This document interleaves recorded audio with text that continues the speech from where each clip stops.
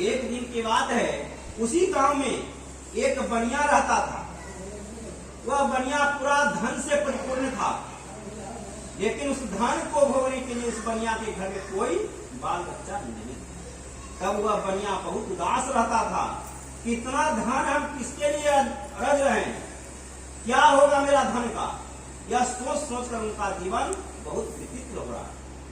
एक दिन की बात है कि जब वह बनिया व्यापार करने के लिए जा रहे थे, तो नदी के किनारे पर नाव को लगा देते हैं और लगाने के बाद वह सोचने लगते हैं। सोचते सोचते उनका नजर पड़ जाता है राजा और रानी पर। तब जाते हैं उस राजा और रानी के पास। जाने के बाद कहते हैं उस राजा रानी से कि हे राजन, आप यह क्या कर रहे हैं, इसके करने से क्या फल होता है, वो हमको विधि पूर्वक सुनने की इच्छा है। तब राजा कहता है कि यह विष्णु भगवान का पूजन है, यह पुत्र प्राप्ति की इच्छा से किया जाता है।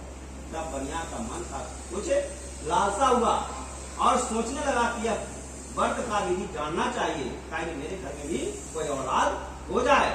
ऐसा सोचकर वह सारा विधि को जानता है और जानने के बाद प्रसाद को खाता है और व्यापार न करने जाकर अपने घर लौट जाता है। कहा गया है कि पूजा कर किसी दूसरे के द्वार पर नहीं जाना चाहिए, सीधे अपने घर जाना चाहिए। यह नहीं कि पूजा करनी, कहीं भी मंदिर और कहीं भी आप पूजा कर रहे हैं तो दूसरे के द्वार पर कभी मत जाइए। पूजा कर डायरेक्ट घर जाइए, वहाँ माँ बाप से आशीर्वाद लीजिए, अपने कुल देवी से आशीर्वाद लीजिए, तभी किसी के घर में जाइए। यह कितना लोग को तो देखते हैं कि पूजा कर चले घूमेला, लेकिन नहीं, ऐसा नहीं। पूजा जब भी कीजिए तो डायरेक्ट अपने घर आइए, किसी दूसरे के द्वार पर नहीं। कितनों कोई बोलते रहे, दूसरा का द्वार पर नहीं जाना। तब यह कथा को सुनकर प्रसाद को खाकर और थोड़ा प्रसाद अपनी पत्नी के लिए लेकर वहां से चल देते। जब अपने द्वार पर पहुंचते हैं तो उनकी पत्नी, बनिया का पत्नी का नाम था लीलावती। लीलावती कहने लगते हैं कि हे स्वामी, आप तो कहते थे व्यापार करने के लिए और वापस क्यों चले आए, इसका क्या कारण है। तब जाकर वह बनिया कहता है कि आज मैं विष्णु भगवान का पूजा राजा और रानी को करते हुए देखा हूँ। वहां से कथा को सुनकर और प्रसाद को खाकर थोड़ा प्रसाद आपके लिए लेकर आए हैं। यह प्रसाद को खाइए और यह संकल्प कीजिए कि मेरे घर में पुत्र या पुत्री जन्म लेगा, मैं भी भगवान विष्णु का पूजन अवश्य करूंगा।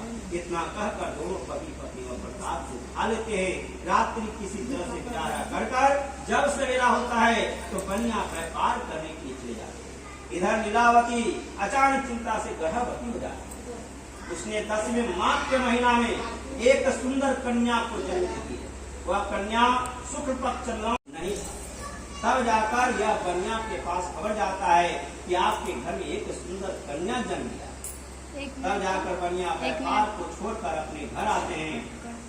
घर आने के बाद अपने हमारी पुत्री ओम इंद्राय स्वाहा, ओम इदम इंद्राय स्वाहा, ओम अग्नाय स्वाहा, ओम इदम अग्नाय स्वाहा, ओम विषाय स्वाहा, ओम वदाय स्वाहा, ओम प्रसाय स्वाहा, ओम आति स्वाहा, ओम इदम प्रजापते स्वाहा, ओम ईशाय स्वाहा, ओम आदि देवताय स्वाहा, ओम प्रजादेवताय स्वाहा, ओम देवे स्वाहा, ओम अग्नि देवताय स्वाहा, ओम इदमन्ये स्वाहा, ओम प्रजापति देवताय स्वाहा, ओम पंचते स्वाहा, ओम गणेशे स्वाहा, गौर्याय स्वाहा, नवग्रहाय स्वाहा, सूर्याय स्वाहा, इत्यादि स्वाहा, चंद्राय स्वाहा, वरुणाय स्वाहा, आदि स्वाहा, कर्षाय स्वाहा,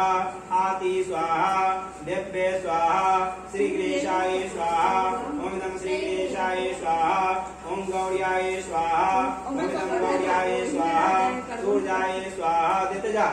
ओम सूर्याय स्वाहा, ओम चंद्राय स्वाहा, ओम इदम चंद्राय स्वाहा, मंगलाय स्वाहा, ओम इदम मंगलाय स्वाहा, बुद्धाय स्वाहा, ओम इदम बुद्धाय स्वाहा, बृहस्पताय स्वाहा, ओम इदम बृहस्पताय स्वाहा, शुक्राय स्वाहा, ओम इदम शुक्राय स्वाहा, शन्याय स्वाहा, ओम इदम शन्याय स्वाहा, रावणाय स्वाहा, ओम इदम रावणाय स्वाहा, केतवाय स्वाहा, ओम इदम केतवाय स्वाहा, वरुणाय स्वाहा, ओम इदम वरुणाय स्वाहा, भार्गवे स्वाहा, ओम इदम भार्गवे स्वाहा, पंचदेवताय तेभ्य स्वाहा क्षेत्रपति स्वाहा ओम नम क्षेत्रपति स्वाहा इंद्र देवताय स्वाहा ओम तेभ्य स्वाहा ग्राम देवताय स्वाहा ओम तेभ्य स्वाहा ओम देवताय स्वाहा ओम तेभ्य स्वाहा इष्ट देवताय स्वाहा स्वाहा